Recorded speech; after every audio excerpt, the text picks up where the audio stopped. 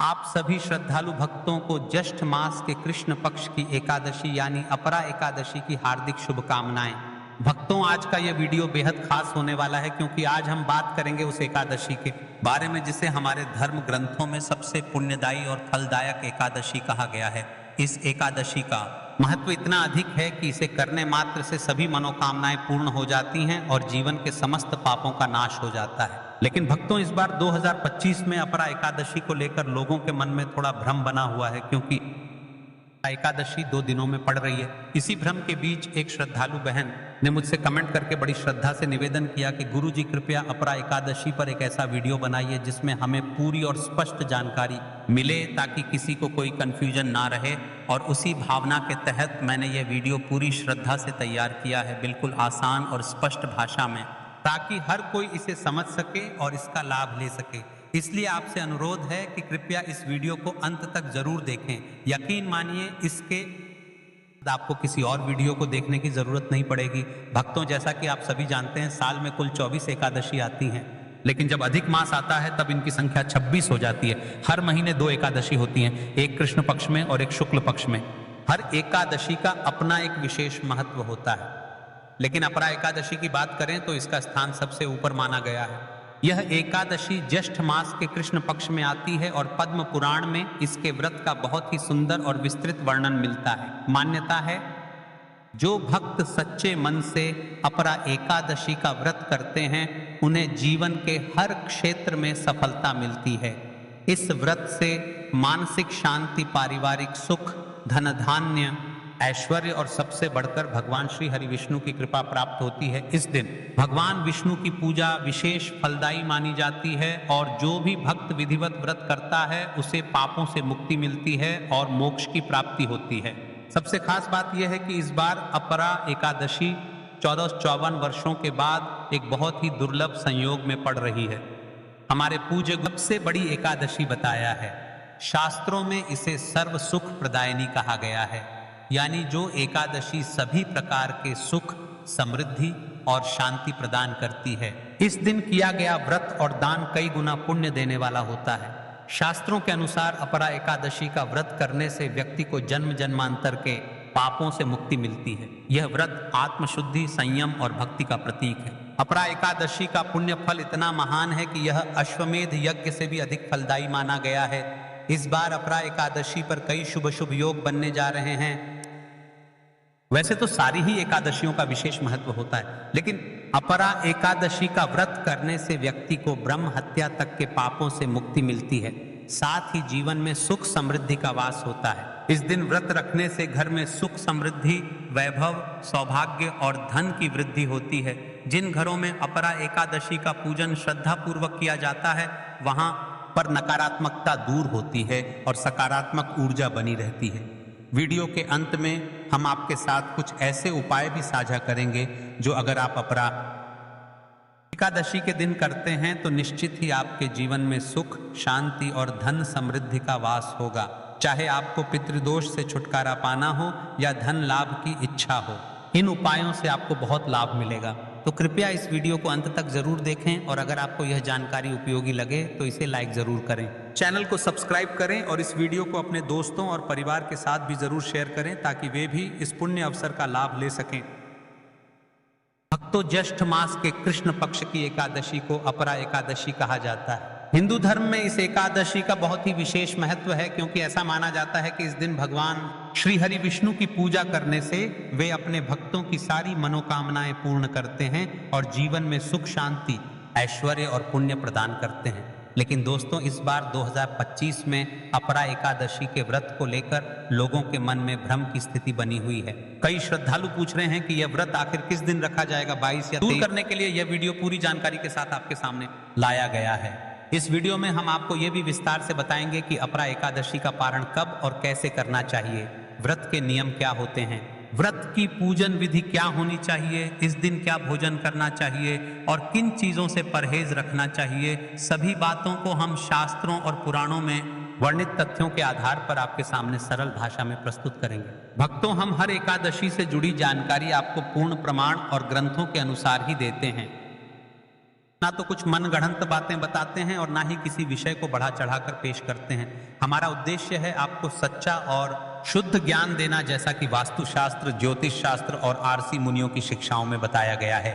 हमारा channel total vastu ज्ञान पूरी तरह से जनहित और जन कल्याण के उद्देश्य से कार्य करता है। साथ ही भक्तों, इस वीडियो में हम आपको यह भी बताएंगे कि पारण कब करना चाहिए, व्रत का पालन किस प्रकार करना है, किन किन बातों की सावधानी रखनी चाहिए, भगवान श्री हरि विष्णु की पूजा किन विधियों से करनी है। साथ ही यह भी जानेंगे कि भगवान को इस दिन क्या अर्पित करें और किन चीजों को अर्पित करने से बचना चाहिए। एक और सवाल जो बहुत से लोग पूछते हैं कि अपरा एकादशी पर माता तुलसी की पूजा की जाती है या नहीं, तो इसका उत्तर भी इस वीडियो में विस्तार से बताया जाएगा।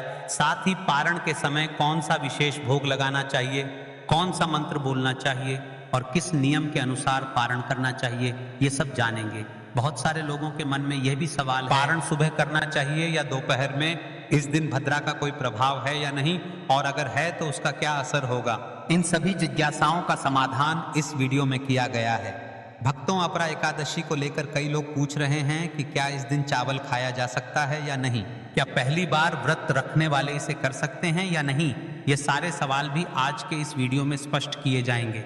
लेकिन एक बात जो आपको विशेष रूप से समझनी चाहिए वह यह है कि इस तरह की पावन जानकारी को अधूरा देखने को लाभ नहीं मिलेगा। कई लोग होते हैं जो वीडियो को बीच बीच से काट कर देखते हैं, पूरा नहीं देखते, और यही कारण होता है कि वे जीवन में भी अधूरी सफलता पाते हैं। इसलिए अगर आप सचमुच चाहते हैं कि आपका व्रत सफल हो, मनोकामनाएं पूर्ण हो और भगवान श्री हरि की कृपा आप पर बनी रहे, तो इस वीडियो को ध्यान से पूरा देखें। और अगर आप सच्चे श्रद्धालु हैं तो कमेंट बॉक्स में जरूर लिखिए जय श्री हरि विष्णु या जय मां लक्ष्मी, ताकि आपके व्रत का संकल्प और भी दृढ़ हो जाए। इस वीडियो में जो भी जानकारी दी गई है वह पूरी तरह से शास्त्रों पर आधारित है और आपका मार्गदर्शन करने के लिए बनाई गई है। तो भक्तों, अंत तक जुड़े रहिए, पूरा वीडियो देखिए। तो चलिए प्यारे भक्तों, आपका ज्यादा समय ना लेते हुए सबसे पहले हम आपको बताते हैं कि अपरा एकादशी की सटीक तारीख और शुभ मुहूर्त क्या है। उसके बाद हम आपको धीरे धीरे सारी जरूरी बातें विस्तार से बताएंगे। इस वीडियो में आप जानेंगे कि अपरा एकादशी के दिन कौन सी चीज जरूर खानी चाहिए जिससे आपका भाग्य चमक सकता है। और हाँ भक्तों, एक ऐसी चीज के बारे में बताएंगे जिसे अगर आपने इस दिन गलती से भी खा लिया तो इसका अंजाम बहुत भारी पड़ सकता है, यहाँ तक कि मृत्यु भी हो सकती है। इसलिए इस पावन एकादशी पर कोई ऐसा अनर्थ भूलकर भी ना करें जो आपके जीवन में दुख लेकर आए। पूरा वीडियो ध्यान से देखें क्योंकि यह बहुत ही खास और ज्ञानवर्धक जानकारी लेकर आया है। तो चलिए भक्तों, सबसे पहले जानते अपरा एकादशी की सही डेट और शुभ मुहूर्त। लेकिन उससे पहले आपसे एक छोटी सी विनती है, अगर आप हमारे चैनल पर पहली बार आए हैं तो कृपया चैनल को सब्सक्राइब कर लीजिए और वीडियो को एक प्यार भरा लाइक जरूर दे दीजिए, ताकि हम ऐसे ही उपयोगी और आध्यात्मिक वीडियो आपके लिए लगातार लाते रहें। और हाँ, कमेंट बॉक्स में अपनी राशि लिखना बिल्कुल ना भूलें, क्योंकि हम आने वाले वीडियो में आपकी राशि के अनुसार खास उपाय भी बताएंगे जो आपकी जिंदगी की परेशानियों को दूर कर सकते हैं। भक्तों, देर किस बात की, जल्दी से अपनी राशि नीचे कमेंट में लिखिए और वीडियो को लाइक कर दीजिए। अब बात करते हैं साल 2025 में अपरा एकादशी की सटीक तारीख की। अपरा एकादशी को सभी मनोकामनाओं को पूर्ण करने वाली एकादशी कहा जाता है। यह पवित्र व्रत हर साल ज्येष्ठ मास के कृष्ण पक्ष की एकादशी को आता है। सनातन धर्म में इसका अत्यंत महत्व है। वैदिक पंचांग के अनुसार अपरा एकादशी तिथि की शुरुआत 22 मई को रात 1:13 पर हो रही है और इसका समापन 23 मई को रात 11:30 पर होगा। उदया तिथि के नियम के अनुसार अपरा एकादशी का व्रत 23 मई 2025 शुक्रवार को रखा जाएगा। अब बात करें व्रत पारण की, तो अपरा एकादशी व्रत का पारण द्वादशी तिथि के दौरान किया जाता है। 24 मई को पारण के लिए शुभ समय सुबह 5:26 से शाम 8:11 तक रहेगा।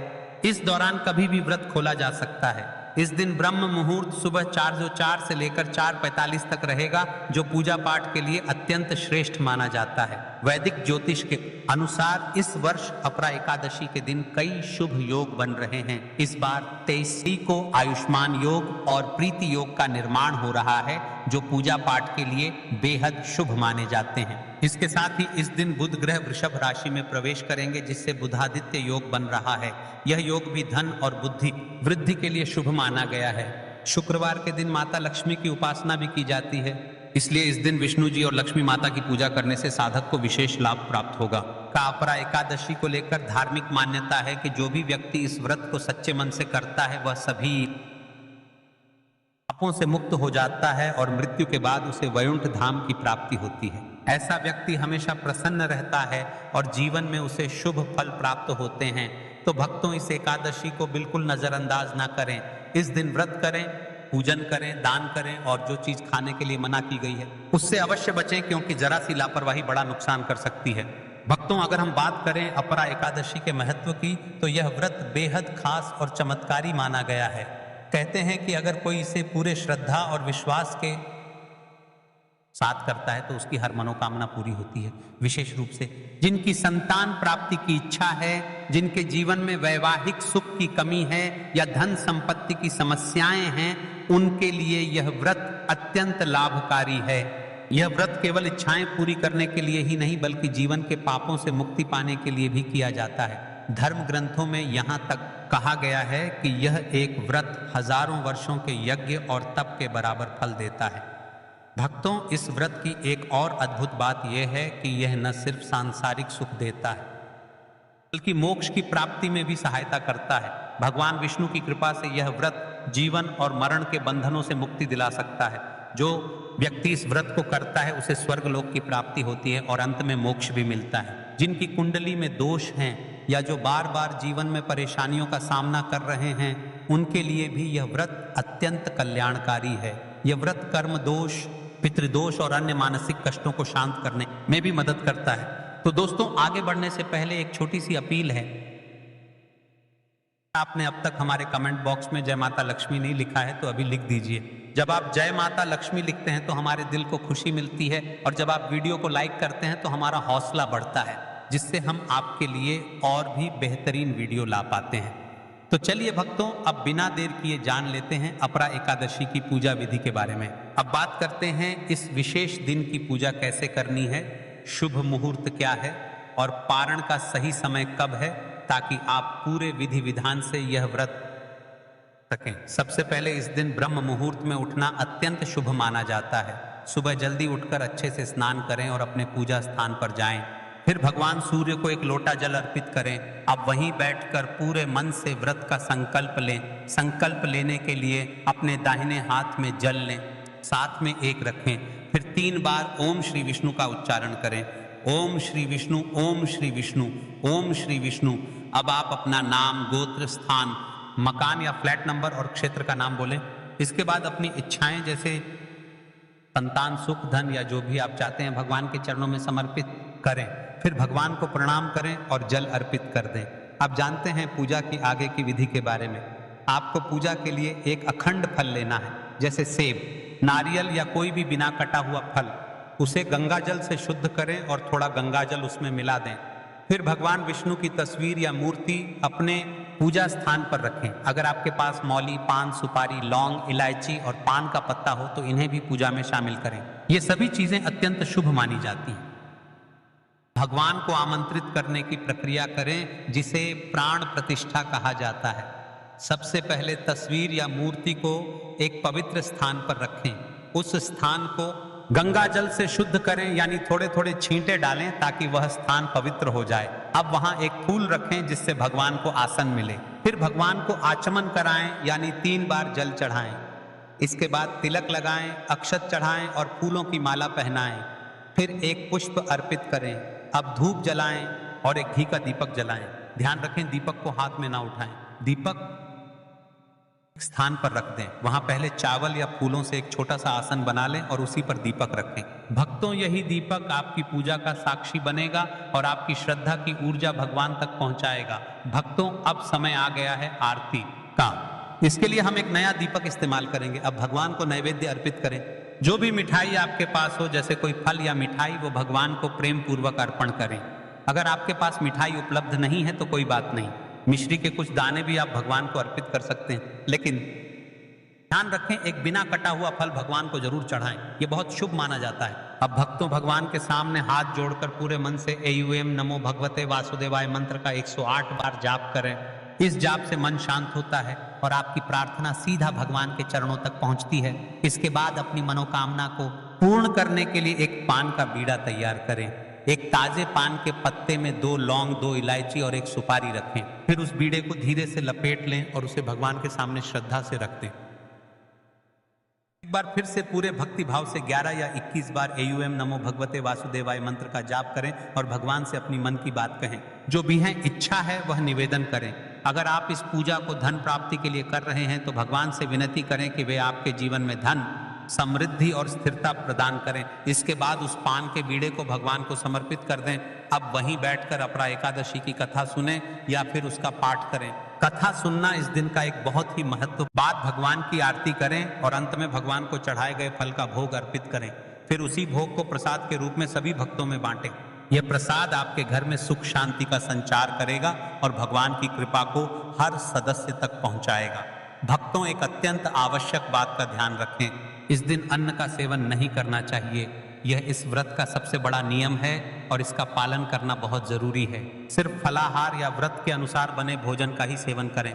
और हाँ भक्तों, आगे की जानकारी देने से पहले आपसे एक विनती, अगर आप हमारे चैनल पर नए हैं तो कृपया चैनल को सब्सक्राइब करें और वीडियो को लाइक जरूर करें। और हाँ, नीचे कमेंट बॉक्स में अपनी राशि जरूर लिखें, क्योंकि हम आपकी राशि के अनुसार उपाय और ज्योतिष से जुड़ी जानकारी भी आपके लिए लाते रहते हैं। तो भक्तों, देर मत कीजिए, अपनी राशि कमेंट में लिखिए, वीडियो को लाइक कीजिए और बने रहिए हमारे साथ।